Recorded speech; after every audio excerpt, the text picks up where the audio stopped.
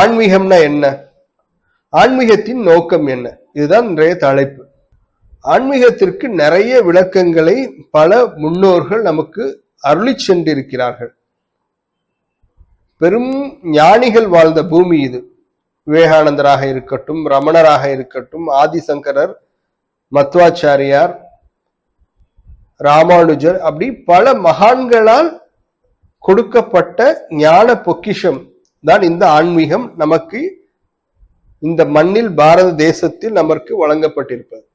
இப்ப ஆன்மீகம் என்றால் என்ன அப்படின்னா, மிகுந்த அன்போடு இருப்பது, ஒழுக்கத்தோடு வாழ்வது, பிறருக்கு உதவி செய்வது, இப்படி பல கூறுகளை கொண்டது ஆன்மீகம்.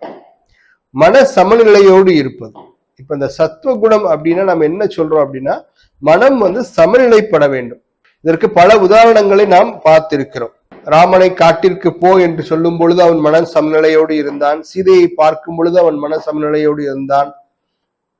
போர்க்களத்தில் ராவணனை முதல் நாள் போடி எதிர்கொள்ளும் பொழுது சமநிலையோடு இருந்தான். இப்படி பல உதாரணங்கள், எண்ணற்ற உதாரணங்கள் நாம் சொல்லலாம். அப்ப மன சமநிலை என்பது மிக முக்கியமானது. அதுதான் ஆன்மீகத்தின் அடிப்படை. இந்த மன சமநிலையோடு தொடர்புடையதுதான் 3 குணங்கள். சென்ற வாரம் நாம் பார்த்தோம். சத்துவகுணம், ரஜோகுணம், தமோகுணம். சத்துவகுணம் அன்போடு இருப்பது, பிறருக்கு உதவி செய்வது, யாருக்கும் துன்பம் செய்யாமல் இருப்பது, தன்னுடைய பணிகளை சிறப்பாக செய்வது, எல்லாவற்றிற்கும் மேலாக இறை பக்தியில் திளைப்பது. அதுதான் சத்துவகுணத்தின் அடிப்படை. இறை பக்தியை நம்ம ஒரு காரியம் செய்யறோம் அப்படின்னு சொன்னா அந்த காரியத்துல இறை பக்தியோடு செய்யணும். சும்மா ஒரு கடனுக்குன்னு செய்யக்கூடாது, ஏதோ சொல்றாங்களேன்னு செய்யக்கூடாது. இறை பக்தியோடு முழு மனதோடு ஒரு காரியத்தை நாம் செய்யும் பொழுது அதுதான் கர்மயோகமாக, ஞான யோகமாக, பக்தி யோகமாக மாறுகிறது. கர்மயோகத்தை தாண்டி நாம் எந்த ஒரு யோகத்தையும் எளிமையாக செய்துவிட முடியாது. ஏன்னா நம்ம பிறந்ததுல இருந்தே கர்மயோகம் தான் எல்லோரும் செய்து கொண்டிருக்கிறோம். கர்மயோகம் எல்லோரும் செய்யும் பொழுது அந்த கர்மம் அப்படியே பக்தியாக, ஞானமாக மாறுகிறது. ஆன்மீகத்தில் இருக்கிற எல்லாத்துக்குமே ஒரு மிகப்பெரிய ஒரு குழப்பம் வரும். நாம் கர்மத்தை பின்பற்றுவதா, ஞானத்தை பின்பற்றுவதா என்று. கர்மம் என்பது செயல், நாம் இன்று செய்யக்கூடிய ஒரு செயல். இன்னைக்கு நம்ம ஒரு காரியம் செய்யறோம், ஒரு தொழில் செய்யறோம், ஒரு வேலைக்கு போறோம் அப்படின்னா அதை ஸ்ரத்தையோடு 100% ஈடுபாடோடு செய்ய வேண்டும். அதுதான் கர்மயோகம். அதை நாம் 100% ஈடுபாடோடு செய்யும் பொழுது அதன் மீது ஒரு பக்தி உண்டாகிறது.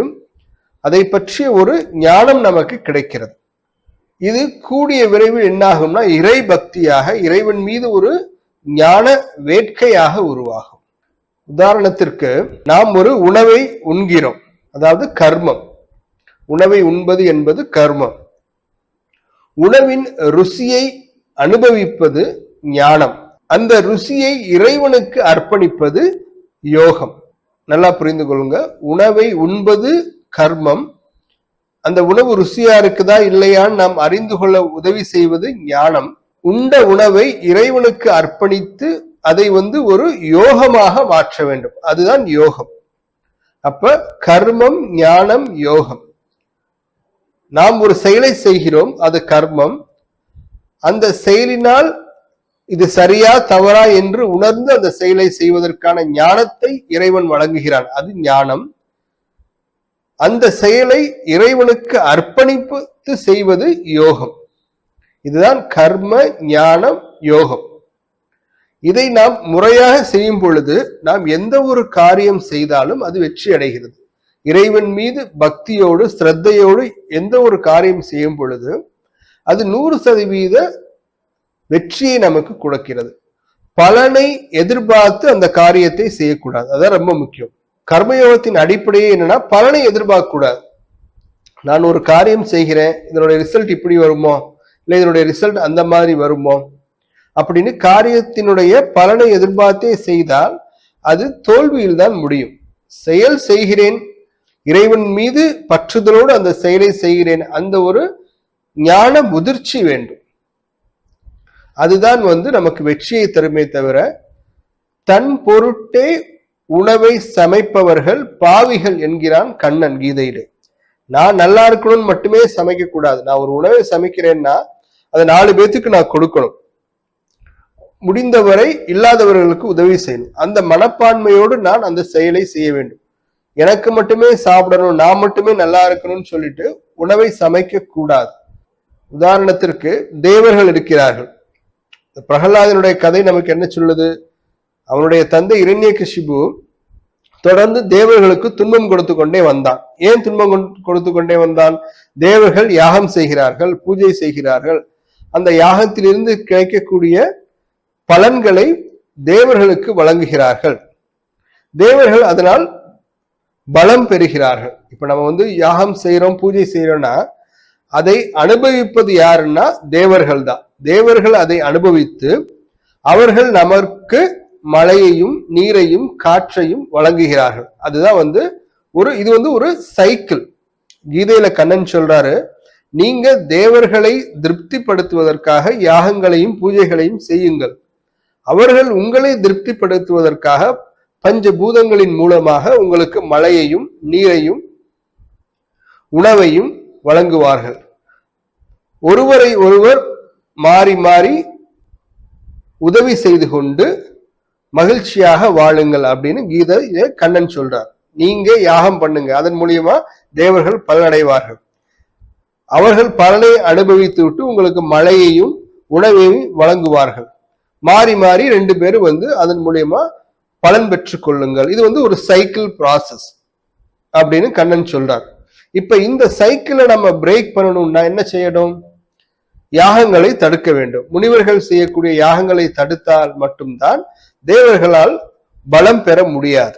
இப்ப தேவர்களுடைய பலம் குன்றிவிட்டதனால் அசுரர்கள் பலம் பெற்று விடுவார்கள். இதனால தான் போய் யாகங்களை இரண்யகசிபு அழிக்கிறான். யாகம் செய்யக்கூடிய அந்தணர்களை துன்பப்படுத்துகிறான். இப்ப இந்த யாகம் செய்யும் பொழுது நாம் அதில் உணவு படைக்கிறோம். அந்த உணவை உண்பது அதுதான் பிரசாதம் என்று கொல்லப்படுகிறது. இப்ப கோயில்ல இறைவனுக்கு நம்ம போய் பிரசாதம் வைக்கிறோம். பிரசாதத்தை வச்சுட்டு அதை நாம் எடுத்துட்டு எல்லாத்துக்கும் கொடுக்குறாங்க. அப்ப கோயிலுக்கு உள்ள போற வரையும் அது சாதாரண ஒரு சக்கரை பொங்கல், சாதாரண ஒரு புளியோதரை. அதுவே பகவானுடைய சன்னிதானத்துல வச்சுட்டு வெளியில வரும் பொழுது அது பிரசாதமாக மாறுகிறது. எப்படி மாறுது? கோயிலில் இருக்கக்கூடிய சிலைகளாக இருக்கட்டும், விக்கிரகங்களாக இருக்கட்டும், கற்சிலைகளாக இருக்கட்டும், நாம் தொடர்ந்து எல்லோரும் மந்திரங்களை சொல்கிறார்கள். நாம ஜபத்தை சொல்லும் பொழுது அந்த ஒளி அலைகளை அந்த உலோக சிற்பங்கள், கல் சிற்பங்கள் அதை கிரகித்துக் கொள்கின்றன.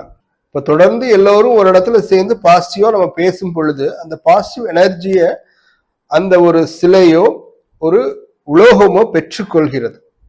நாம் அதன் அருகில் போகும் பொழுது அந்த ஒரு வைப்ரேஷன் நமக்கு கிடைக்கிறது. அது அங்கு வைக்கக்கூடிய பொருட்கள் மீது படும் பொழுது ஒரு பாசிட்டிவான ஒரு எனர்ஜி நமக்கு கிடைக்கிறது. அதனால நம்ம அதை பிரசாதம் என்று சொல்கிறோம். அந்த பிரசாதத்தை எடுத்துட்டு நம்ம எல்லாருக்கும் கொடுக்கிறோம். அப்ப இந்த மாதிரியான பிரசாதத்தை உண்பவர்கள் மிகுந்த பாக்கியவான்கள் அப்படின்னு இறைவன் சொல்றார். அப்ப தன் பொருட்டே உணவை சமைக்க கூடாது, சமைத்த உணவை பிறருக்கு கொடுக்க வேண்டும் என்ற எண்ணம் வேண்டும். யாகங்களின் துணையோடு கொடுக்கப்பட்ட பிரசாதங்களை வாங்கி நாம் உண்ண வேண்டும். இறைவனுடைய அனுகிரகம் அதன் மூலியமாக நமக்கு கிடைக்கிறது.